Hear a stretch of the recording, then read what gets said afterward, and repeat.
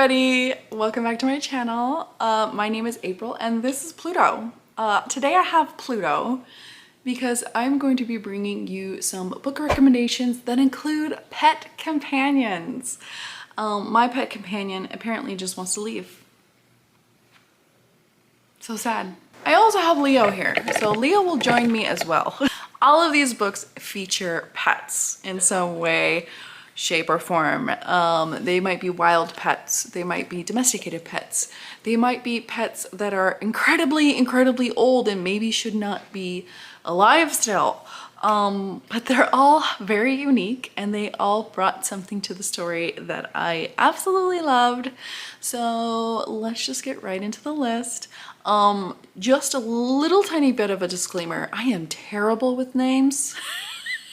All of these animals have names. I don't remember them.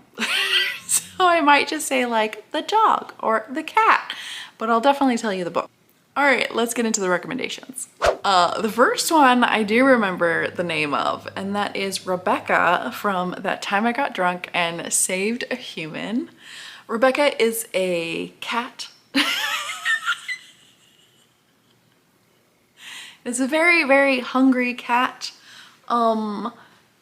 Hungrier than Garfield. And it's also very mysterious and a little creepy. So you have a very mysterious, creepy, hungry cat. And Rebecca gets into some shenanigans and it is hilarious. And Rebecca is one reason why I love this book so much. You just have to read it. I'm gonna tell you, this book is unhinged and so is Rebecca. I love this cat so much. It's the best. It's honestly the best. And then we have The Dog Companion from Untouched. I cannot remember the name of this dog, but Untouched is a book about two people held captive in this estate and they are kind of forced together for reasons, and the dog is his companion. So he has been forced there since a child and she was brought in as his plaything. This is a historical romance, but the dog in here is one of those dogs that saves the day and definitely steps in when needed. And I just fell in love with this animal. Like, I was so in love with this animal. I absolutely love this book. It is very dark for a historical romance. It was probably one of the darkest books that I've ever read as a historical romance. So good. The romance in this is a little bit quick. Like it happens quickly, but so dramatic. So dramatic. Everything that happens is dramatic. And every single time I saw this dog, I was like, if this dog dies, I am done. Don't worry, none of these animals die. Okay, I would not do you dirty like that, okay? I love this dog so much and I love this book. In A Ship of Bones and Teeth, the heroine has not really a pet, but a friendly shark companion. And the shark companion in here, when she is gone, she's gone. So this is a Little Mermaid retelling. And when she makes her deal with the sea witch, she's gone for 10 years and she lives on land with the prince. It doesn't go very well because the prince is a jerk.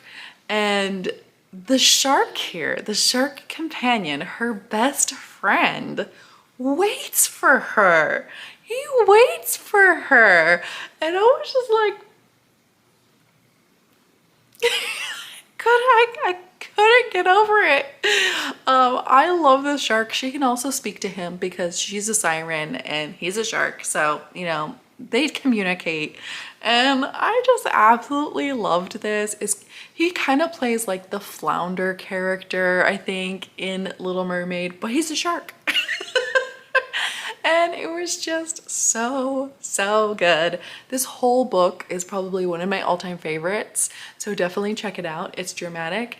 It's Little Mermaid, but also kind of Pirates of the Caribbean. So good. Dark-ish. I don't think it's super dark, but it definitely has like dark themes in it. So check the trigger warnings, but also please read this book, not just for the shark, But for everything else that happens, it's one of my favorites. I absolutely loved it. I actually have it right there.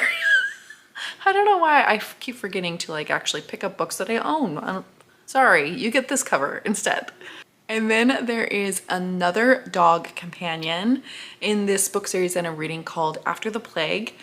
This is a series of novellas, and it's about two people coming together after the apocalypse happens. Basically, a huge plague takes out the world, and then you're left kind of seeing how these people survive and get together and have a little romance. And this one is about a found family.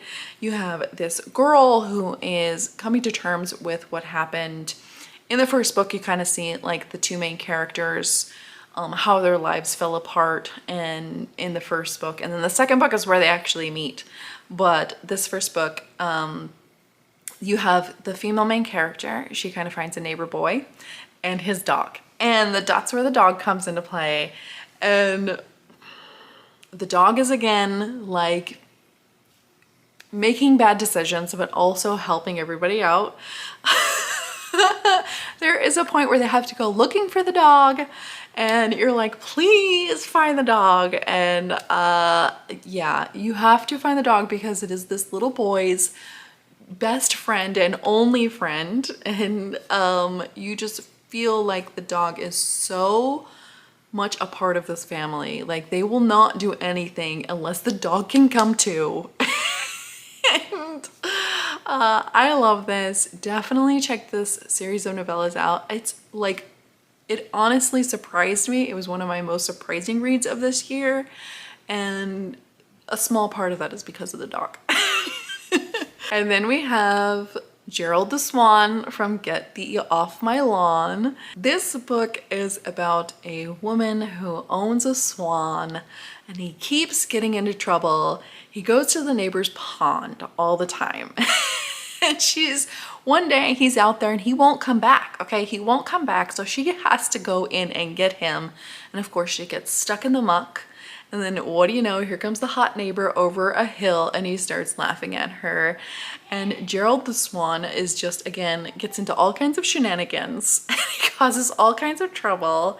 And then the heroine and the hero get together over it. And it's really great. And the heroine's name is April. So, you know, I'm kind of partial to this book because she has my name. But I just love that she loves Gerald the Swan so much. No matter what trouble he gets into, she will rescue him. So that's just kind of how it is. You know what I mean? We love our pet companions so much. Right, Leo? And then we have the very old cat from the Xhex. The Xhex is a book about a family of witches. The second book, they have a family of competing magic shops, and the cat is a featured character in these books.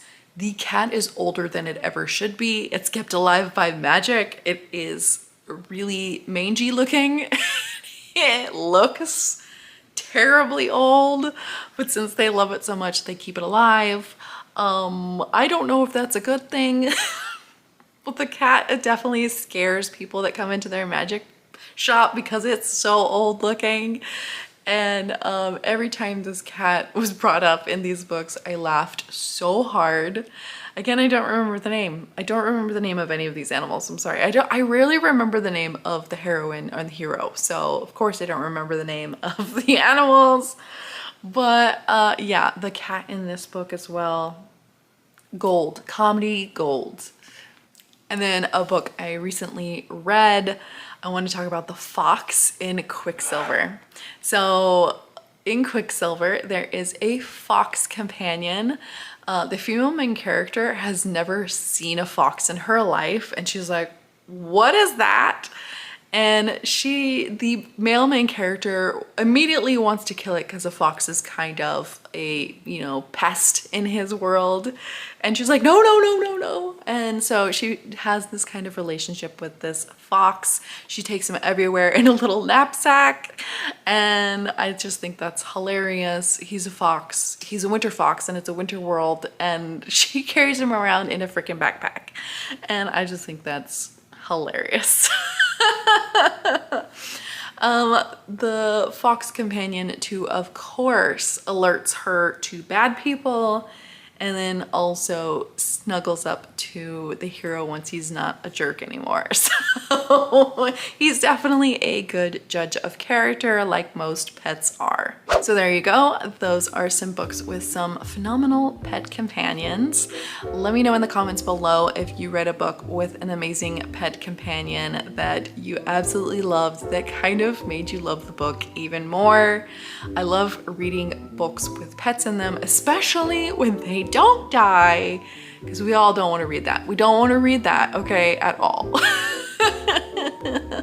Thank you for joining me today, and I'll see you in the next one. Bye!